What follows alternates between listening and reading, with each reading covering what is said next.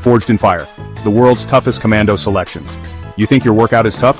Try crawling on gravel with no gear. Try punching a tree 1,000 times a day. Try hanging from a wall for hours. Or running till you collapse, then running again. Today we go deep into the world's most brutal commando trainings. India's Para-SF, welcome to Hell Week. Right, first stop, the formidable Indian Para-Special Forces. These blokes are legendary. And their selection process? It's whispered about in hushed tones, and for good reason. They say that in the Para-SF, pain isn't just a sensation. It's the very air you breathe from the moment you step into their arena. The first rule they drum into you is that what you is your limit, well, that's just the warm-up.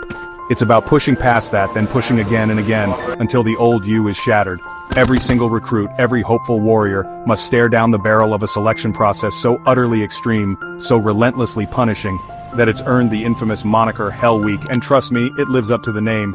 Imagine an entire week, 7 long days and nights, where sleep is a forgotten dream, food is a distant memory, and mercy simply doesn't exist in this vocabulary. It's a brutal, non-stop assault on your senses and your sanity, designed to strip away every shred of pretense. Now let's talk about one of their signature welcome gifts, the gravel crawl.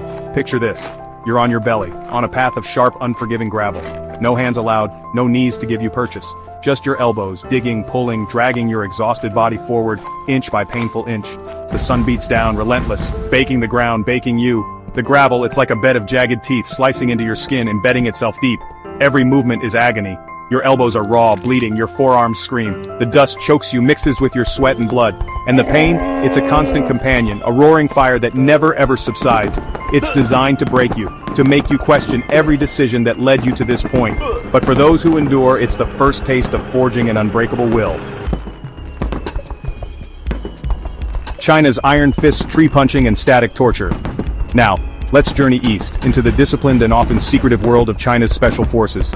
Here the philosophy is different, but the intensity, just as brutal, if not more so in its own unique way. They believe in forging the body into an unyielding weapon, and pain?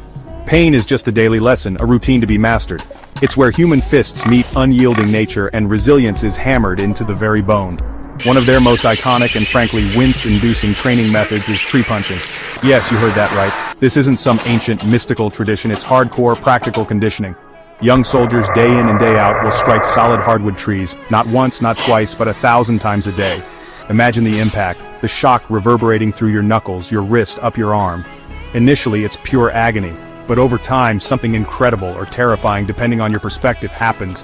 The bones in their hands begin to calcify, to thicken and harden in response to the repeated trauma. The nerves, battered into submission, start to dull their signals of pain. Why put themselves through this seemingly barbaric practice? The answer is chillingly pragmatic. In the chaos of real battle, a split-second hesitation, a flinch from pain, can cost you your life, or the lives of your comrades. They are literally training the pain response out of their system. It's about creating a human weapon that doesn't recoil, that can deliver a devastating blow even when injured. Think about the sheer mental fortitude required to do this day after day, to willingly inflict that level of pain on yourself, knowing it's part of a larger, brutal purpose. It's a testament to a different kind of endurance, a hardening of not just the body, but the mind against the expectation of pain. These aren't just fists, they become gnarled, hardened tools of war. Chapter 3. South Korea's vertical limits, wall hangs, and no restaurants. Alright, let's shift gears and head over to South Korea, a nation that lives under constant tension and whose special units are, as you'd expect, exceptionally hardcore. Here, the training philosophy is about turning every single inch of your body into a finely tuned weapon, ready to react, ready to endure. They push the boundaries of human capability with a relentless, almost surgical precision. One of the signature drills that really tests a recruit's mettle is the vertical wall hang. Now, we're not talking about a climbing wall with nice, friendly holds and safety ropes. Oh no. Imagine a sheer wall, often smooth, sometimes with minimal, almost impossible indentations for purchase. Recruits must hang there, using nothing but their raw grip strength, finger power, and sheer grit. No ropes, no harnesses, no safety net. The burn in your forearms, your shoulders, your fingers, it's immediate and excruciating. Your muscles scream for release. Gravity relentlessly pulls you down. Every second feels like an eternity. And the rule is simple. You let go, you slip, you fail. You don't just get a sympathetic pat on the back, you start all over again.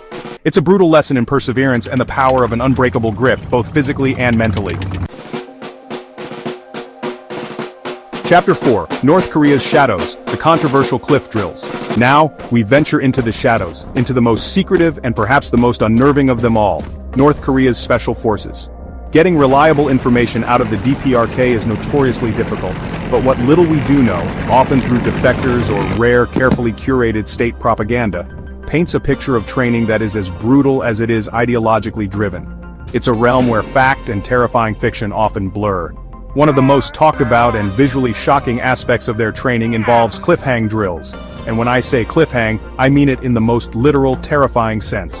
Leaked footage, though often grainy and of questionable origin, appears to show soldiers navigating sheer rock faces, often at considerable heights with absolutely no ropes, no safety equipment whatsoever, just their hands and feet, finding precarious holds on unforgiving stone. Imagine the sheer terror.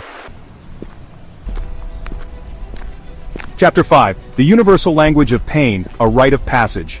So we've journeyed across continents, peered into the crucibles that forge the world's elite warriors.